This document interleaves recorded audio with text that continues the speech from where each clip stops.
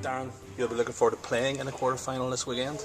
Yeah, I have very good memories actually of watching the boys last year, even though obviously they didn't come away with the win. I remember watching the game on TV and I remember the camera sort of following Ruan out of the changing rooms, and I remember just looking at the atmosphere thinking, flip, that's absolutely incredible. And obviously right from then I thought I wanted to be playing in a game like that, and thankfully this year I'm going to be. Your mum and dad will eventually get to see you play.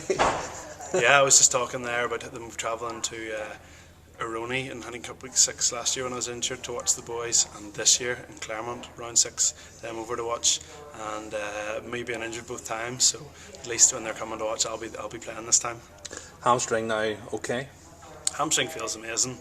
It's felt pretty good all year, and then obviously the foot is feeling pretty good now as well. Yeah, so I think because of the timing of the foot injury, it was blown out of proportion a wee bit. You know, I think I've still played roughly sort of 17-18 games for us this year, which when you consider there's 4 and hopefully more left to play for, you know, it hasn't been the worst season. The Munster team you're going to face this weekend, there'll be a tough opposition.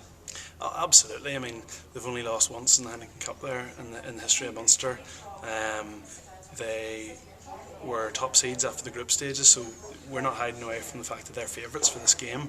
What we're saying is the favourites don't always win in rugby, and so that's why it's the game we all love. And the difference this year is you're going to a venue you've been to before and you've won that well. You played in that game a couple of years ago where I think we scored 5 tries, Ulster scored 5 tries, you scored one of them.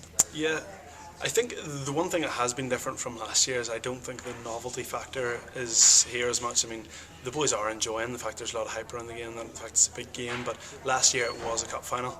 It was very new to everyone. It was the be-all and end-all. If you weren't selected for that Northampton game, that was you done. You know, this year it's a very different sort of attitude in the squad that if you don't play in the quarter-final, it's not the end of the world, because you might still play in the semi-final or the final, so it's definitely a different attitude.